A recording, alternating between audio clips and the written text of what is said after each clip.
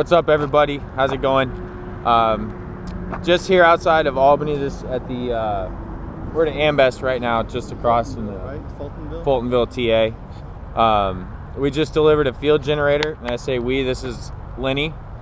He's one of the drivers that works in the group of multi-axle flats that I've mentioned before. So what had happened was we were traveling last week. You guys saw that we were taking the float that was 14.5 wide, 85,000. We were taking that to Massachusetts. Well, we were supposed to deliver Thursday. Wednesday, we got a phone call that Lenny was taking a field out of Florida that was going to New York, and he needed somebody to team it with him. He drives on his own normally, so asked if we'd be able to. So basically what happened was we got to the delivery site Thursday morning. We pulled in. I jumped out of the truck, jumped in the car with the pilot car, which you guys saw, went to Boston Logan International, got a flight from there to Atlanta. When I got to Atlanta, Lenny had already gotten to Atlanta in the truck. We met up. We had to get a tarp and get cradles. Yeah, we had to get an additional tarp, then we had to get a set of our big cradles for the field generators, and then we had to hightail it to Florida, just outside of Tampa. So we got to Tampa Friday morning, drove straight through, got there, got to the job site. They weren't quite ready for us. The crane wasn't quite set up yet, so we ended up getting loaded a little bit later Friday than we intended. So we couldn't quite make it as far, so we ended up in a hotel Friday just inside Georgia because our permit wouldn't let us travel at night in Georgia. But then we had continuous travel for the rest of the trip, so we got up Saturday morning and we ran all day Saturday, all night Saturday night, and then we delivered this morning. We got there 11 something? Yeah. No, 5. 5. Fucking way out of here. Anyway, so as you guys have seen, if you follow me on Instagram, you guys have seen little teaser shots of a different truck. First things first, no, I didn't buy a new truck. I've got enough bills as it is. The truck that you guys saw is Lenny's, and I just explained why I was in it. And so here it is. Here's Lenny just bought this. Well, I guess he got it in January. It's a 2017 Peterbilt 567. Yes. Okay, I always get Peterbilt numbers mixed up. So basically what I'm going to do is I'm going to go through front to back on the truck. Now, you guys have already seen the trailer that we use. This is the 5-axle Ravens that we used, or Fontaine that we used to do that 105,000 pound rotor. So you guys have seen that. We're not going to talk about that trailer, but that is also Lenny's trailer as well. Today we're just going to focus on the truck.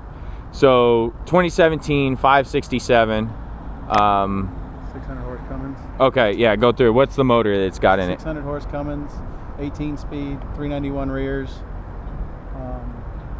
280 inch wheelbase, 20,000 pound steer axle, heavy duty rears. I ordered it. Okay, yeah, so he had this truck ordered. It took him quite a while to get it because he had,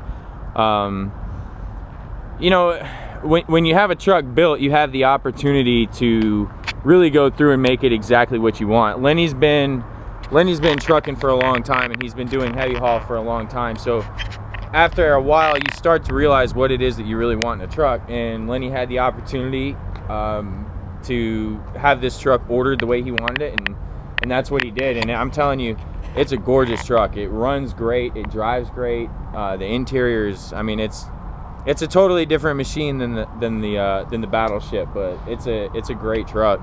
So let's see what he's done after the build. So this is kind of not normal for trucks, although I'm starting to see it come around more. These are 3 toolboxes welded together as one. Okay, so 3 toolboxes welded together as one. And are they unlocked right now? This one is, yeah. Okay, so we can kind of show you how he has this set up. You know, ease of access and making your job easier is exactly what designing a truck from the ground up has all been around. So he designed these boxes. There's another cabinet just like this on the other side for all of your bigger stuff. Yeah. So this cabinet holds all of his 3/8 chains. and then some other odds and ends, you know, his oversized load stuff. Then the other cabinet got half-inch chains. Has his half-inch chains, because his other trailer is an XL 120 step deck, so it's an extendable step deck. It's a 3-axle step deck, and he's got a 2-axle booster, and he's actually got now a 2-axle Jeep that goes with it. So he needs half-inch chains for shit on that load, because that trailer is actually rated for half-inch chains, unlike these aluminum trailers that we pull. So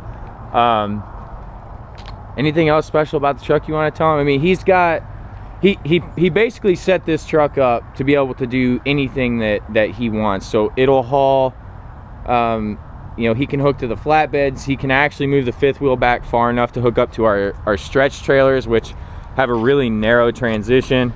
He designed a pintle hook back here, so he can do tow away power onlys. He's got, you know, if you saw up front, he's got the big pull ring up front. This truck's double frame, front to rear. What size axles are these? 23,000 pound axles. 23,000 pound axles. And this is a tri-drive. Before you guys, I know you guys will ask about that. It is a tri-drive. Full lockers. None of these lift. And why did you do that? Because people are going to ask that for sure. Why did I do the full lockers? Or the tri-drive versus a lift? Canada. I can go to Canada, no problem, because they don't recognize a lift axle up there in Canada. Okay. You know, that's building a truck is a nice thing because you get to do everything, but it also comes with a lot of decision making like that. You have to know exactly what it is you're trying to get out of the truck, where you're trying to run, things like that. So, you know, if you want to run Canada, and we do, you know, we want the ability to run Canada if he wants to. That's why it's only 280-inch wheelbase, because they don't recognize nothing more than 283 from what I've been told. Right. And there's a lot of misinformation on Canada out there, but the best that we can get from the Canadian Transportation Authority is this truck is legal in Canada. So trying to think of what else that you guys might ask, because you guys come up with some questions that I never even would have thought of. I think you guys have already seen a little bit of the interior. I did some shots earlier, and I'm pretty sure they came out all right, so you guys have probably already seen that. Anything else you can think of you want to tell them? If somebody's probably going to notice that there's no chrome under the sleeper, it did come in, and I will be picking it up shortly to put underneath the sleeper. There we go. It was sent, I had the wrong stuff sent to me initially. So how long did the process take from the time you started ordering it to the time you picked it up? I ordered it in November last year, and I got it end of January. January 28th, I picked it up. Okay. Now, he had been planning this truck for quite some time before that, even though he wasn't 100% certain on which model he was going to get. He had been planning a build of a truck for quite some time. So I'm just going to kind of walk around and make sure you guys can see everything. There's the group motto. It'll be all right. That's become our kind of our little group saying, because people always tell us that we can't do the things that we do with the aluminum trailers and dead axles, and basically everything that we do, somebody has a reason that we can't do it, or that it's not done like that. And basically what we tell them is, be all right. Oh, some of you guys are gonna notice this. I'm sure somebody already has.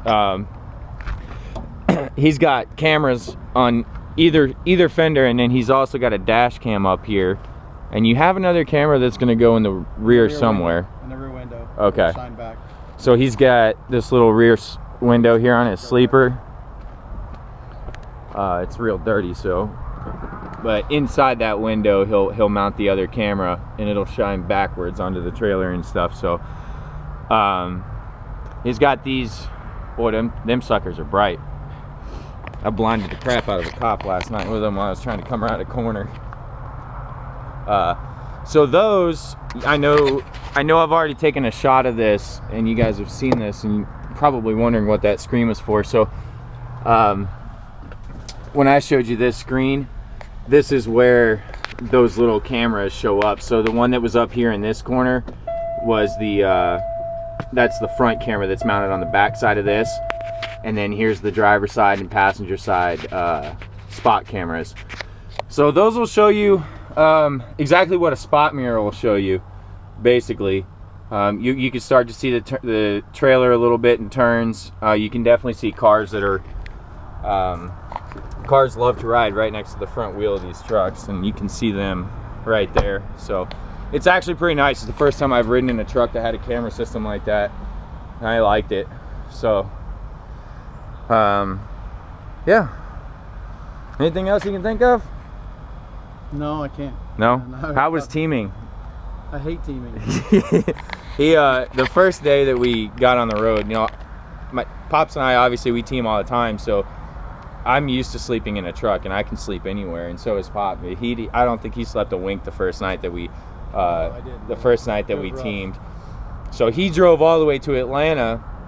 I took over driving in Atlanta, drove us down to basically Tampa, and then San Antonio we switched, didn't it? In San Antonio, yeah, with the truck wash.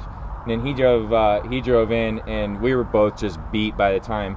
So it actually kind of worked out that they didn't load us in time, because we both got a chance to, you know, we grabbed a hotel room, we were both able to get a good night's sleep and get kind of reset for the trip. You stood up because you could sleep in the truck. Yeah. I just got extra sleep because I sleep just fine back there. Yeah. Well, you need to come up with a name for this. For this truck. Yeah. Be called the aircraft carrier when he's all stretched out. How long will you be with the Jeep and booster and all stretched out on the 120? Ballpark.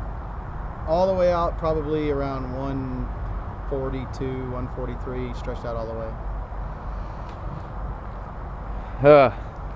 Better you than me trying to park that thing. So, yeah, guys. Well, I'm not going to make this video any longer than it's already become. We're looking at, like, this probably already been like a 20-something minute video. So, if you guys have any more questions that we haven't answered, I'll answer them in the comments. You know, go ahead and throw them in there. I'll throw up some more pictures of this on my Instagram, so if you want to go see it, click somewhere and go follow there. Other than that, I think that's about it. So this was a fun trip. Just one of those kind of things that we do, you know, and when certain customers call, you just kind of make it happen, no matter what has to be done. So when they call, we just tell them it'll be all right. You actually met somebody that watches the channel. Yes, JR Gibson. JR. I talked to you on the CB the other night. Well, thanks for watching, JR. And this is probably what he was talking about, that we just got to run together. So we're going to head over, grab some lunch with Pops, and then Pops and I are heading home. He's heading elsewhere, and then we'll talk to you guys on the 12th is our next load. It's out of Houston, or Galveston, sorry. So take care. Thanks for watching. Bye, guys.